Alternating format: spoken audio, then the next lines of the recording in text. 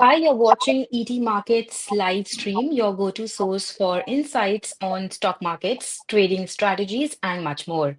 I'm Neha Vashisht Mahajan, and in today's episode, we're diving into the world of charts, exploring their importance in trading key technical indicators and how they relate to market trends.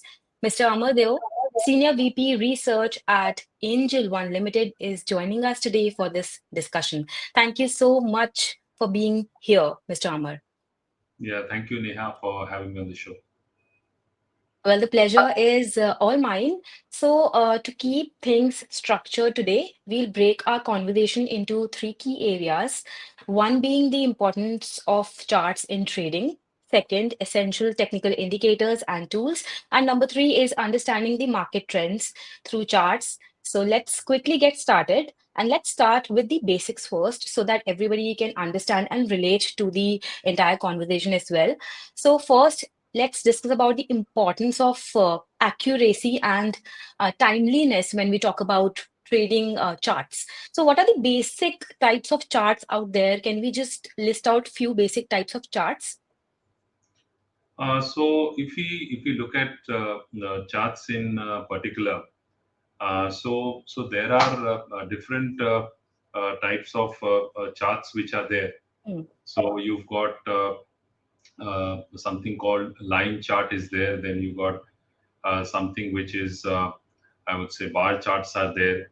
And then yeah. there's something which is called Japanese candlestick charts are there.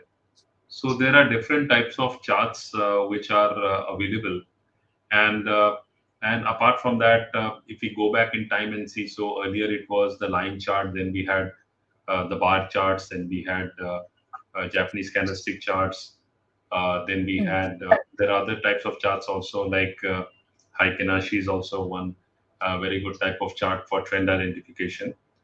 So that also is one type of chart which is very useful. So all these charts can help one understand as to what is actually happening in the market, because if you look at charts, mm, they are in particular, I would say charts are more of an X-ray of the market. So, or you can say an ECG of the heart.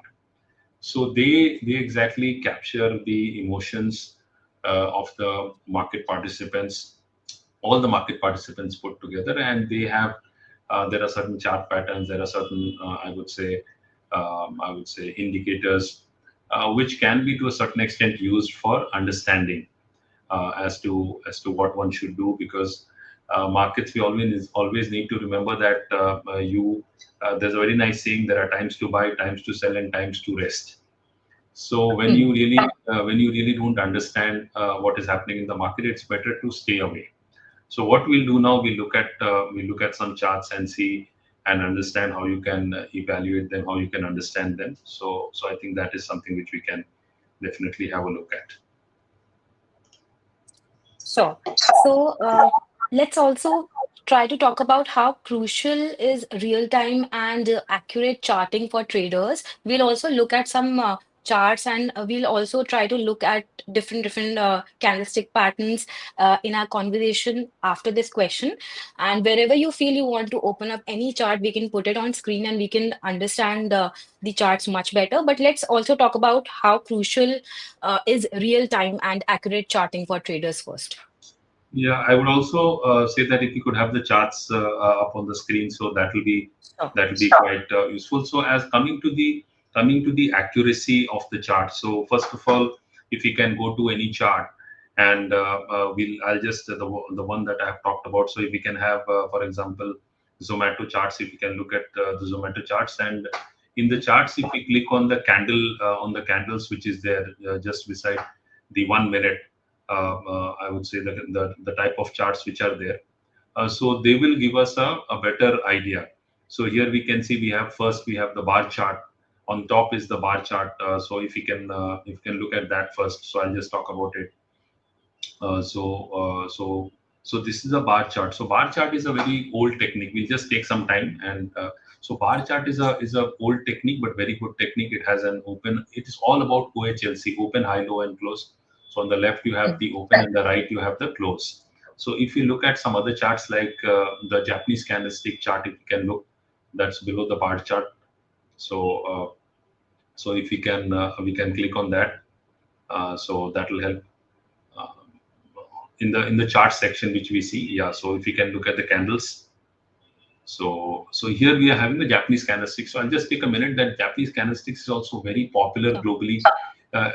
It came into popularity in the 1990s when a person by the name of Steve Nissen, he went to Japan, and then he basically learned the Japanese, and he was very much excited by this, and then this became very popular over the last 20, 30 years.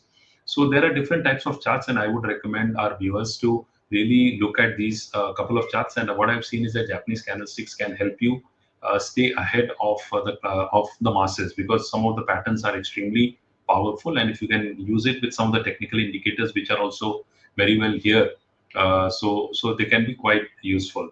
So now coming to your point on the accuracy of data. So if you look at the charts here, what you find is that tick by tick data is very accurate, and I would say it's the most accurate form of data which is available. So here you can look at the charts which are formed on tick by tick data. So in terms of if you're plotting some technical indicators, so the accuracy of that value of that indicator increases significantly if you're using tick by tick data, even if you're plotting a 5 minute or a 15 minute or a 30-minute candle. So from that perspective, tick by tick data is quite accurate. And the most important thing I would like to say here is that you might be using many indicators, but if your data is missing or if your data is not accurate, so the value that you will be getting of that indicator might not be accurate. So you might be basing your decisions on some indicator value which is actually has not taken into account all the data, or there could be some days data which is missing. So you have to understand that the data has to be proper and accurate, and tick by tick data, as we can see here, is the best form of data. Right. And as we all could see on the screen, we were having a lot of options from probably 1 minute to every 2 minutes, 3 minutes, and 15 minutes, and so on. So we can see, as we can see on screen, it's still, Yeah. 125 minutes, and then we have hourly and days basis also. Hmm. So that clearly shows that how important it is to have real-time data. And what what can you also tell us about if a trader who's a new trader doesn't have options and options like these that we have on screen, what could go wrong if the person is not using the accurate data for trading? So, so I would say that see, if you are not using accurate data, I'll just give you an example. You might have the best shooting rifle, but if you don't have the bullets which are required, the quality of bullets which are required, the rifle is of no use. So it's just like this, that you've got all the indicators. So all the indicators, most of the popular indicators are all available here. But what is actually the indicator doing? It is the input is the data, and the output is the value of that indicator. So when you are Hmm. using data which is accurate, which is timely, and which is I would say the fastest in that sense, tick by tick data, so you get an advantage. So that definitely helps. And also, what is required is that you have all these time frames. So you have a 1 minute chart, you have a 5 minute, you have a 15 minute, you have a daily, hourly. So I would advise viewers that you should always look at the market in the time frame that you are comfortable with. Just because someone is looking at a Hmm. 1 minute time frame doesn't mean that you also have to look at a 1 minute time frame. You can look at a 5 minute, you can look at a 15 minute. For example, if you ask me, I prefer a 5 minute or a 15 minute time frame from an intraday or a very short term perspective. Someone who's into swing trading, so he will prefer maybe a 30 minute or an hourly chart. Someone who's looking at a positional trade, he will more or less look at a daily chart. But you also have to look at a longer time frame to understand the trend of the market. So all this can be are done through these charts, and they are very powerful in terms of the technical indicators which are available. And we'll look at some very interesting features as well. Right. So we do have like a lot of different types of people in the markets. Even when we're talking about traders, we do have beginners and we have professional traders. So what are the key differences when we talk about professional versus beginners when it comes to using charts? So I would say if you're a professional, so if we look at the charts here once again, and what we see is that I'll give you an example that if you look at if we plot an option strike, say a 23,000 option, if we can plot a 23,000 option call option, and we'll have a look at that. So if we are looking at the option, and we have some feature here called the split view. So if you are Mm. looking at this, so what you are getting to see simultaneously, you are getting to see the the value of the underlying, how, for example, Nifty is behaving, how the index is behaving, and at the same time below you get a view as to how that option is behaving. So you are able to view both. Now, for example, someone who's a professional, you had that question as to what Yeah. differentiates between professionals and those who are not that professional. Amateurs, I wouldn't want to use, but those who are not that professional. So here, what it means is that those who are professionals, they'll be looking at the underlying movement. So they'll be plotting some indicators on the underlying, and they'll be looking at the underlying. At the same time, they might also be looking at the option chart as to what exactly the option is doing. Where is the option price moving, how is it moving, because so that gives a different perspective as compared to simply looking at the underlying. Apart from that, those who are professionals, they also look at where the options are, at what options they should ideally enter into, whether they should Mm. look at ATM options or in the money options or out of money options. So these are certain questions which the professionals ask themselves. So there's something called delta also, which for the options is very important. So you know exactly how much is the option likely to move vis-a-vis the underlying. So looking at a chart from this perspective gives you a better view. So you have the underlying, and also you have the option chart, and you can plot your Right. indicators likewise. Yeah. Okay, so let's also talk about one more thing, which is about short-term and long-term traders. We've talked about precision a lot in this first segment of our conversation.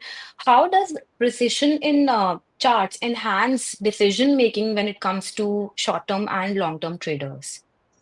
So, for example, see, if you're looking at, I'll give you a perspective. So there's something called trading, there's something called investing. So, short term is more of a trading perspective, long term is more of an investing perspective. So, short term or long term, you can say long term is like flying at 30,000 square feet, 30,000 feet, and Mm. short term is more or less flying just above the treetops. So you have to be alert.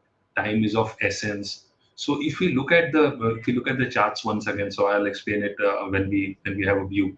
So if we look at placing an insta means immediate, means very fast. If you want to place so if you can look at a Zomato stock for that matter, if you can look at Zomato, and we just look at placing an order as fast as possible. So we've got something called instant orders. So here, Okay. what happens is that someone who's say a short-term intraday trader, for him or her, time is of essence. Someone who's a long-term trader, for him really doesn't matter. He doesn't have to look at the market all the time. Maybe he can look at the market after the market closes, or maybe a weekly he can look at the market depending upon his. But those who are short-term, those who are intraday, for them time is of essence because they are looking at Mm. entering and exiting quick. So here we have this trades wherein he can from the charts itself he can go and place a trade. So you can place the trade and you can enter the quantity and you can immediately place your trade. So this saves you all the time, whether you had to go back to maybe your watch list, or you had to go back to some other place and then you had to place a trade. And at the same time, what you are seeing here is that if you're placing a trade, you have got the positions also. So on the positions tab, you can immediately go and you can square off your position. So you're getting to see what's the profit, what is the loss that you're making when you're looking at the chart. So this gives you a very different perspective. But this is more for Mm. action-oriented people. Though this is more for those who are on the go. This is more for Yeah. those who really want to get in, and move out quick. Mm. For long term, it's not. I won't say it wouldn't matter much for them, but from a short-term perspective, this is something which can be very helpful. Right. And also for people who are experienced when it comes to trading because they understand the markets and they know what they're doing. Would you suggest this type of tool to anyone who's new in the markets? No, I would say, see, we have to understand one thing is that like we are both speaking in English, and English is not a mother tongue, but we Yeah. all started with A to Z alphabet, learning alphabet A to Z, and then small words, and then we have this language, command over language, which you can say to a certain extent Mm. comfortably. So same is with the markets. So you don't get a PhD degree once you enter a school. So you have to do your schooling, you have got to do your plus two, then you've got to do your graduation, post graduation, then you go for a PhD. So in markets also it becomes very relevant that if you're serious about the markets and you really want to make a difference in the markets for yourself, then you have to take one step at a time. One, you have to understand how much time can you give. Also, you have to understand that there are certain risks also involved in the market. So understanding both Mm. the risk perspective and the reward perspective is very essential.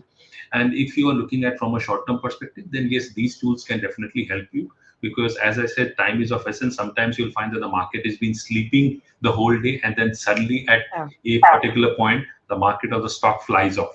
So how do you actually manage that? So there are different other tools like alerts, are there price alerts which you can set up. So they help you to identify or they immediately alert you if you're not looking at the market, but you want an alert if a particular stock has moved up certainly or a certain level it has reached. So Mm. those things are quite useful.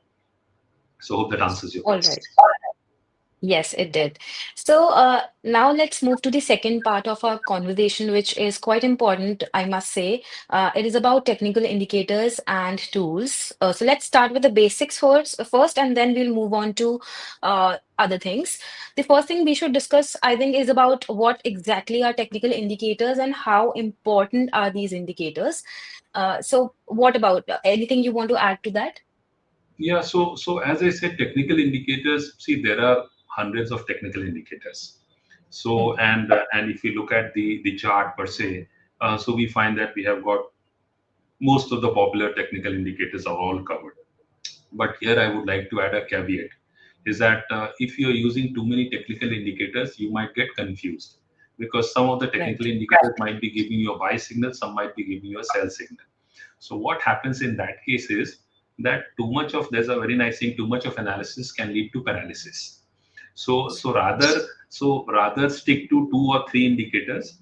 So they can be quite useful. So if we can pull up the chart once again, so maybe we can pull up a chart of Zomato. I think that's fine. We can make it a daily chart. We've got on the indicator side, if we can just plot, for example, we do a moving average. So if we do a moving average, and we just plot a moving average. Yeah, exponential. Yeah. So if we are looking at this, so this is a 9-period exponential moving average. So what happens is that moving average. I'll just talk about that moving average. If I just go back into the history of moving average, so moving averages were developed during World War II by the US Army and US Air Force, and they use the moving averages for identifying enemy fighter, I would say enemy fighter jets, those who were equipped with guns. So they were using the moving average at that point of time, and post World War II, moving averages were applied to the financial markets. So moving average is a very good tool. Most of us would have heard of 100-day moving average, 200-day moving average. Yeah. These are very popular moving averages. So they tell us about the long-term trend. So you can plot. So if you want to understand the long-term trend of Zomato or any stock for that matter, you can plot a 100-day or a 200-day moving average. So moving averages again are of different types. You got a simple moving average, you got an exponential moving average, you got a weighted moving average, you got a volume weighted moving average, you got adaptive moving average. So that, but don't get confused into all that. Using simple is Mm. fine. So for long term, you should look at a simple moving average. So in that case, you can plot a 100-day or a 200-day. And from a short term, if you want to understand the short term trend, then a 10-period exponential or a 9-period exponential average also gives you a very good idea. So moving average, most important is you have to look at the slope of the moving average. It's not Mm. that price closing above the moving average. That's important, but even more important is the slope of the moving average, whether the moving average is sloping upwards or whether the moving average is sloping downwards.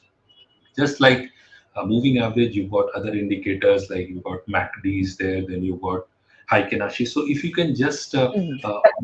in the candles part where we looked at the bar charts and the candles. So there you will, if you can just click on that. So we will have, if you go below, if you just, yeah, so you have Heikenashi. So if you just Mm. click on the Heikenashi, so this is a very good tool for beginners. You get a very good sense of the trend. So you can look at that, and these are in two colors only. Either they'll be red or they'll be green. So green, and Okay. if there are no lower shadows, well, that means that there can be a upside movement from there. And likewise, if there is a red candle, so it's fine. Heikenashi, that's plotted. That's the right one. So, and if you've got a red bar and it doesn't Mm. have that upper shadow, that means there could be a selling off. So you can see here very clearly in Zomato that you are getting to understand that that there are times that the trend is changing. So you can Right. couple it, or you can use it with some other indicators. So there are, as I said, there are hundreds of indicators. If I talk about indicators, we'll take hours. But what I would Yeah. suggest is that, but what I would suggest is that you should look at indicators which you are comfortable with. So some of the popular Right. technical indicators, moving averages is there. Then you got MACD is there, which is also called MECD histogram. Then you got Bollinger Bands are there. Then RSI is there, stochastic. So I think there are many indicators. So, but I would recommend all the viewers that stick to two or three. As I said, too much analysis Okay. leads to paralysis. So look at two or three, understand them. And as I started in the beginning, that the tick by tick data or accurate data helps you get the accurate value of the indicator. So Mm. from that perspective, it becomes very important. So hope that answers your query. And also one more thing I'd like to add: we have to understand Yeah. that there's nothing called certainty in the market. It's all probability. Just like all these technical indicators, they will give you some view whether a bullish or bearish. But you always have to have a safety net. That is, you need to have a money Mm. management in place. You have to have a stop loss in place, so that if the trade goes against you, you take a small loss and exit. This is also what separates the professionals from the amateurs. This is what separates the winners from the losers, because even those who are winning in the market or making money in the market, they also lose money in many of their trades, Right. but they learn to manage their losses. So managing losses is also a very important part of the game. Absolutely. So you also mentioned about sticking to two or three, max to max three technical indicators. How can one decide these technical indicators? What's your suggestion or recommendation to investors out there and traders out there, and how to use these indicators effectively so that there are minimum losses? See, as far as technical indicators are concerned, I would say there are many of them. Most of them, because ultimately they are all using OHLC, open high low close, Mm, as mm, open high low close as the parameters for the output. So the indicator would have their own logic, have their own rules. Based on that, the output is generated based on the input, which is the OHLC. Now, what happens is that whether you're a short-term trader or long-term trader, you can use these indicators. There's no doubt. So moving averages is definitely, I would recommend you should look at that. You should always have a view of the market from a medium term, and you should actually, if you ask me, I look at the market from a three time frame. So one is a mm. short-term view. What's the short-term view of the market? Second is what's the medium-term view of the market? And third is what's the long-term view of the market?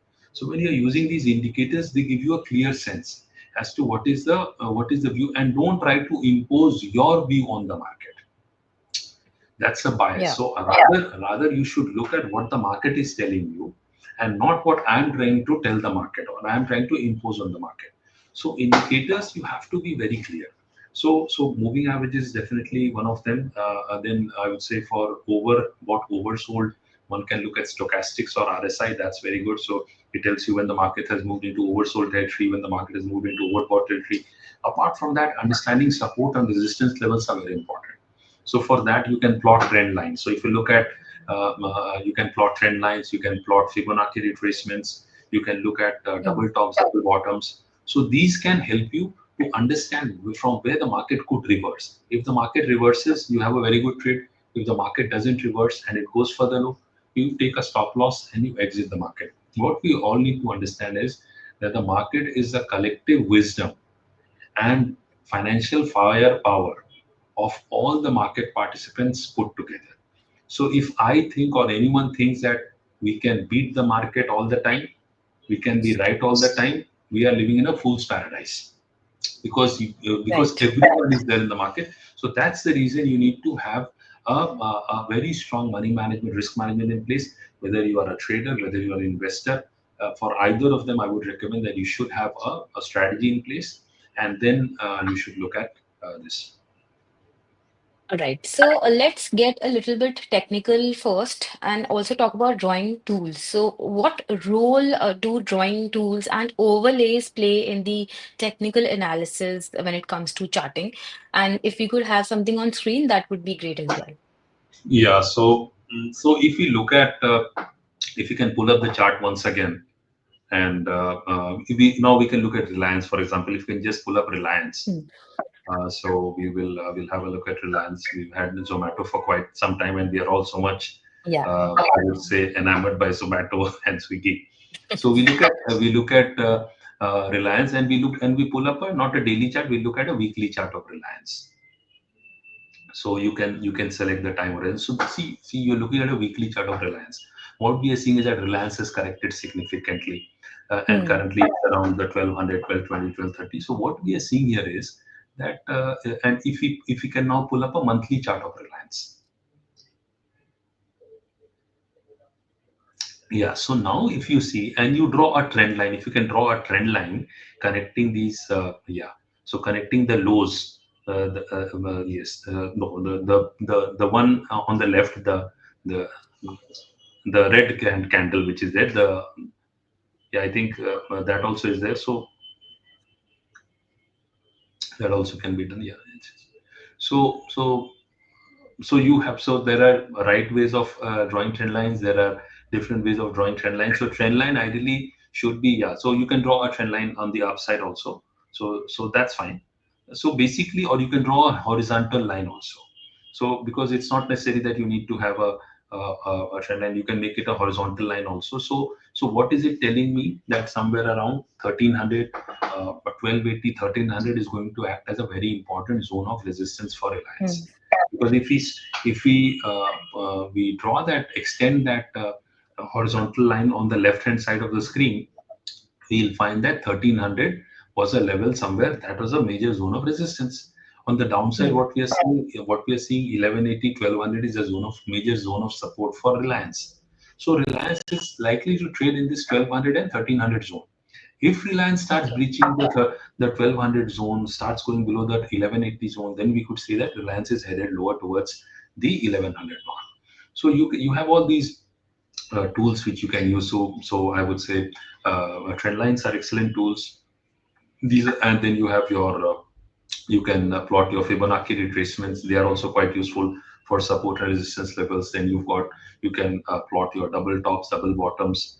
So there are different types of tools, drawing tools which you can use. Very important, use what you are comfortable with.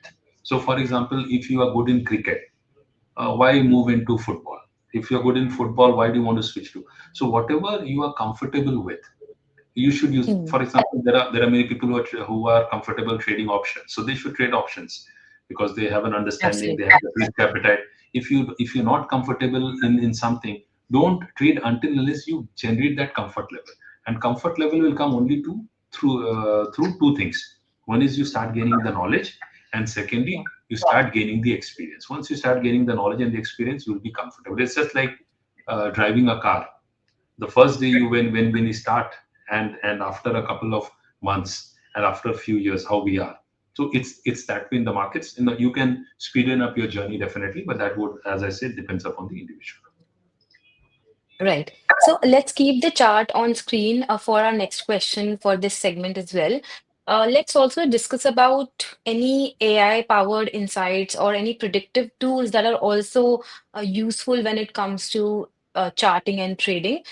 Since we have the Angel One platform on screen, Amar, can you tell us about any predictive tools that are also useful?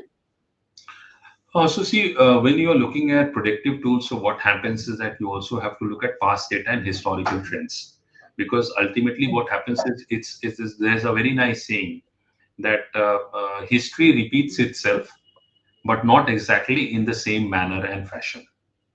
So what happens is that markets are basically, if you look at markets, global markets from anywhere, we are ultimately all Mm. human beings. So we are governed by only three emotions: fear, greed, and hope.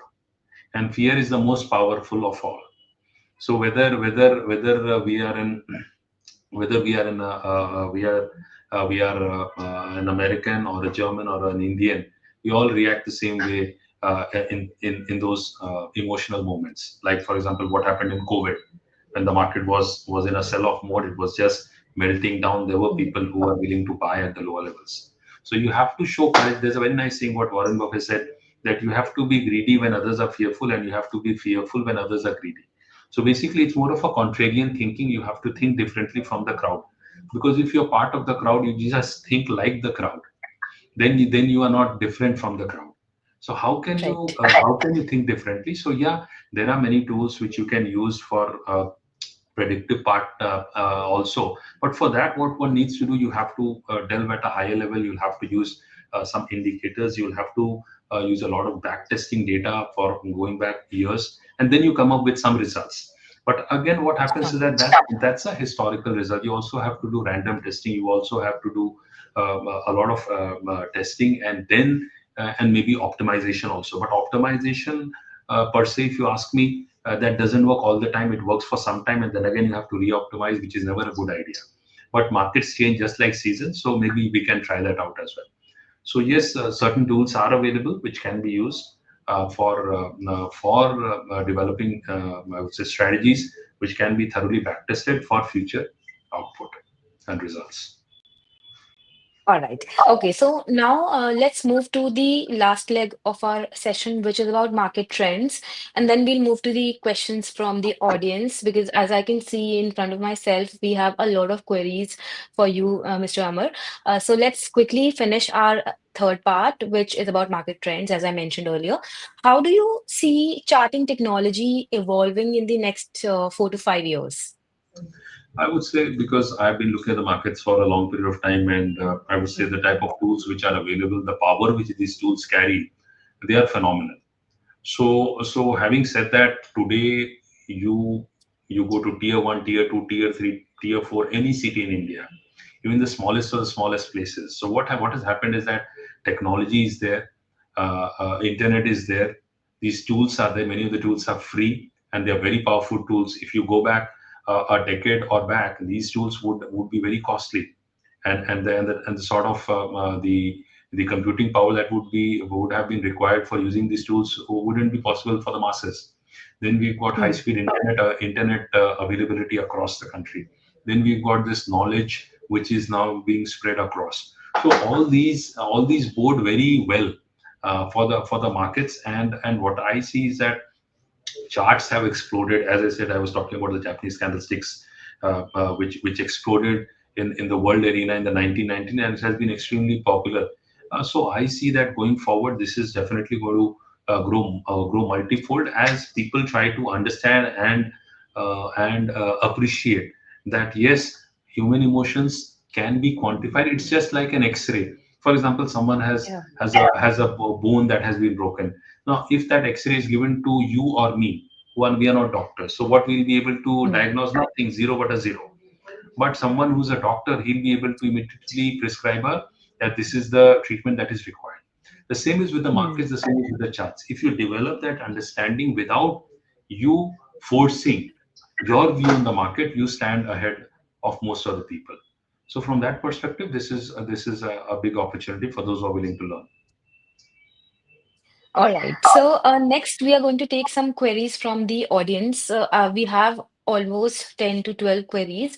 So you tell me which queries you want to take, just about technical indicators or generic market ones as well. Yeah, we can take anything. We can take the first three, the ones who've Okay, okay, fired the okay. queries first. All right. So I'll just pick this one. I think this is a great question. So Neil Taneja is asking, hi sir, is market oversold territory in oversold territory, and what tools should one use to find out whether market is overbought or oversold? Yeah, I think that's a very valid question, and I would say all those who are here, they should definitely pay attention to what I'm saying. I'll be saying right now. markets can be in oversold territory for months, and markets can be in overbought territory for months. So many times what happens is that some of the technical indicators, they'll start flashing oversold territory, and many people just seeing that the markets have moved into oversold territory, they'll start entering into the stock or the market, Hmm. which is not a good idea. Likewise, what happens is that when the market is in overbought territory, many people will feel that now it's moved into overbought territory, so the market should correct. But that might not happen. So what you need to understand and look at is look at the market from multi time frames. So if the market is oversold on daily charts, where is it on the weekly charts? Where is it on the monthly charts? What's the trend on the monthly charts?